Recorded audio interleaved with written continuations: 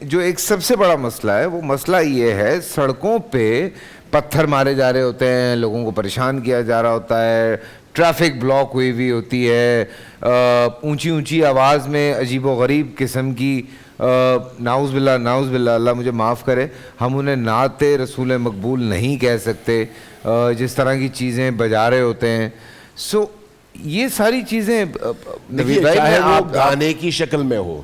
چاہے وہ کسی اور موسیقی کے ساتھ ہو، ڈانس کے مقابلے ہو رہے ہوتے ہیں، اگر وہ ڈانس ہے، اگر وہ ناچ ہے، تو وہ کسی بھی صورت میں اللہ کے دین اور رسول اللہ سے یہ کون لائن اپ کرتا ہے یہ ساری چیزیں؟ میں تو یہ جاننا چاہتا ہوں کہ اس طرح کے جلوس کون لوگ نکالتے ہیں، یہ کہاں سے جلوس نکلتے ہیں یہ والے؟ مفتی نوید صاحب جی، الرحمن الرحیم۔ سیاسی تنظیم نہیں ہے۔ گزارش یہ ہے کہ جس طرف آپ نے اشارہ کیا کہ دیکھیے، ایک ہے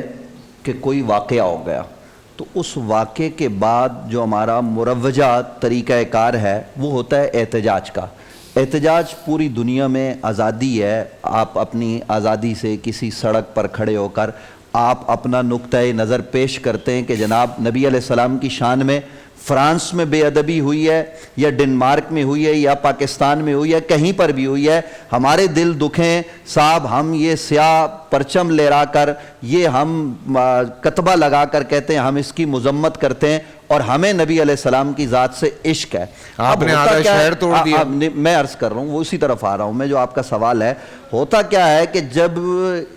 روڈ پر لوگ نکلتے ہیں تو معذب دنیا میں تو یہ ہوتا ہے کہ وہ اچھے طریقے سے بالکل سیولائز انداز میں کھڑے ہوتے ہیں، لیکن پاکستان کا پرابلم کیا ہے کہ آپ 10 لوگ ابھی جا کے باہر کھڑے ہوں، تھوڑا سا رش لگائیں گے تو فیصل قریشی صاحب جب واپس یہاں اسٹوڈیو میں آئیں گے تو ان کی جیب کٹی ہوئی ہوگی۔ یہاں مختلف طرح کے لوگ شامل ہو جاتے ہیں، مختلف عوامل شامل ہوتے ہیں، پھر کیا ہوتا ہے کہ جناب چلو اپنے ذاتی فائدے کے لیے، میں آپ کو خود بتا رہا ہوں کہ میں ایک احتجاج میں شریک تھا، ہم ختم نبوت کے حوالے سے کراچی کی قائد اعظم چورنگی پر احتجاج کر رہے تھے، لیکن ہمیں پتہ چلا کہ ہم احتجاج کر رہے ہیں، ہم وہاں علماء سارے تقریریں کر رہے ہیں کہ عشق رسول کا یہ تقاضا ہے، یہ تقاضا ہے، ہم بتا رہے ہیں، باجماعت نماز ہو رہی ہے، پتہ لگا موبائل مارکیٹ جو ہے وہ کسی نے لوٹ لی۔ اب موبائل مارکیٹ جنہوں نے لوٹی ہے، میں پورے وثوق سے کہہ سکتا ہوں کہ ان کے ساتھ ہمارا کوئی تعلق نہیں، لیکن وہ ہمارے احتجاج میں آگئے، ہمارے پاس روکنے کا کوئی میکنزم نہیں ہے۔ بنیادی طور پر مسئلہ یہ ہے کہ یہ جو جلاؤ، گراؤ، پتھراؤ،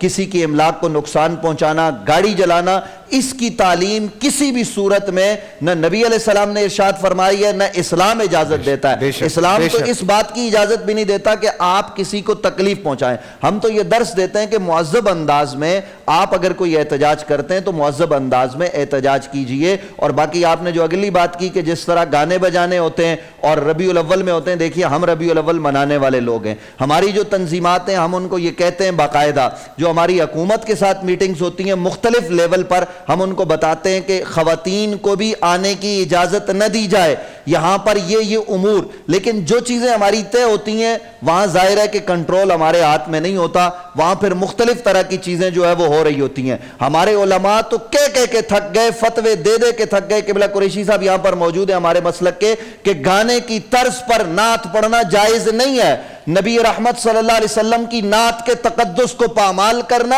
یہ عشق رسول نہیں ہے، بلکہ یہ نبی علیہ السلام کی ذات کے ساتھ ایک طرح سے بغاوت ہے۔ آپ یہ کیا جو ہے وہ قوم کو درس دے رہے ہیں، اور یہ سب ہو رہا ہے گانے کی طرز پہ پڑھی جا رہی ہیں۔ کوئی بھی عالم دین یہاں بیٹھا ہوا، اور خاص طور پر ہمارے ہم مسلک لوگ، نہ کبھی اس کی حمایت کی ہے نہ حمایت کر سکتے، کوئی بھی نہیں کرے گا۔ ہم نعت پڑھنی ہے۔ بول انٹرٹینمنٹ کے شوز دیکھنے کے لیے ہمارے چینل کو سبسکرائب کریں اور بیل آئیکن پر کلک کرنا نہ بھولیں۔